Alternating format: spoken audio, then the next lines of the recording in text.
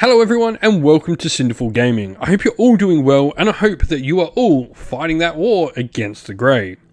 In today's video we have another Warhammer Black Library story to review for you. In today's Black Library review we're going to be taking a look at the Warhammer 40,000 Classic Hereticus by Dan Abnett.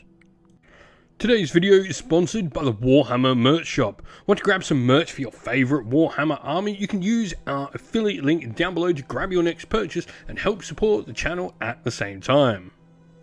This is one of the many stories set in Warhammer 40,000 about the famous Inquisitor Gregor Eisenhorn.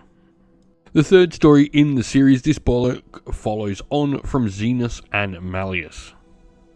Our author today, Dan Abnett, is one of Black Library's most prolific authors, having penned such stories such as Horus Rising, Guns of Tanith, and more recently Interceptor City. As always with Black Library fiction, I do enjoy listening to it in an audio format, whether that be from Black Library itself or on an app like Audible. This allows me to keep doing other work at the hobby desk while immersing myself fully in the worlds of Warhammer. As always, today's story is narrated by a Black Library regular as well, Toby Longworth, who has also done titles we've reviewed on the channel such as Baneblade by Gar Haley, First and Only, and The Vincular Insurgency, also both by today's author Dan Abnett.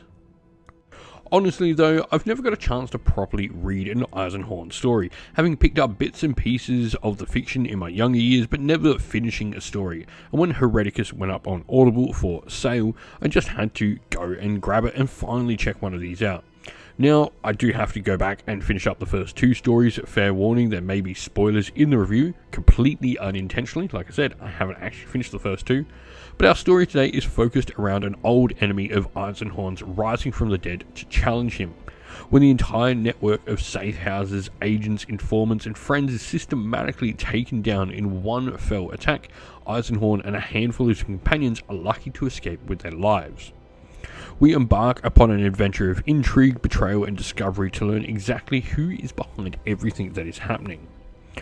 Over the course of the story, we're witness to Eisenhorn blending the lines between good and evil, looking at the morality of the decisions our Inquisitor hero makes, and potentially seeing him fall down what would be known as the Radical Path. The Radical Path is maybe perhaps the most important of all the plot lines within this story, as it's a sticking point for everything in the story.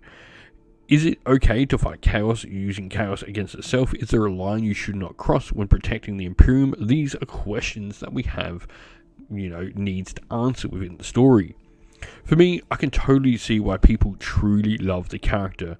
I always got he was interesting and a beloved character in the Warhammer 40,000 setting, and I did like him based upon what I knew, but after properly reading my first Eisenhorn story all the way through, I can't wait to delve into my next one as I'm completely hooked on the character.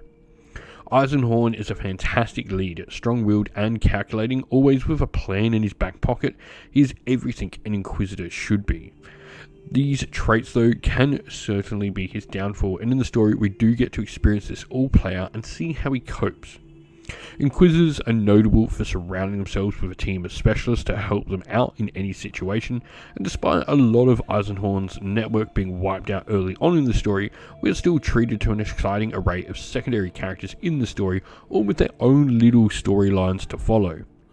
Having teams of lesser characters can sometimes be a burden to a story if they are there to just tick boxes, but I feel the love given to each one of these by the author has enough to keep them all moving on at their own pace, and their own paths are really helping enrich the world around Eisenhorn. All things considered, this was a fantastic story, and I can't wait to get back into some more fiction focused around Eisenhorn. Perhaps you, the viewer, can let us know your favourite story about the Inquisitor in question and what we should check out next. For me, this is an easy 5 out of 5 story, a classic and much beloved character, and I now totally get why. If you are looking to check out some more stories of intrigue and the Inquisition, perhaps you'd like to check out Sepulturum by Nick Kine, Awakenings by George Mann, or Shadowbreaker by Steve Parker. And so that is our review of the story for you. We hope you enjoyed it. Once again, don't forget to drop a comment down below. Let us know what you enjoyed about it. Give us a like, subscribe, and turn on your bell notifications for all the good things from the channel. Stay safe everyone, stay well, and most of all, keep fighting that war against the Grey. Ciao for now.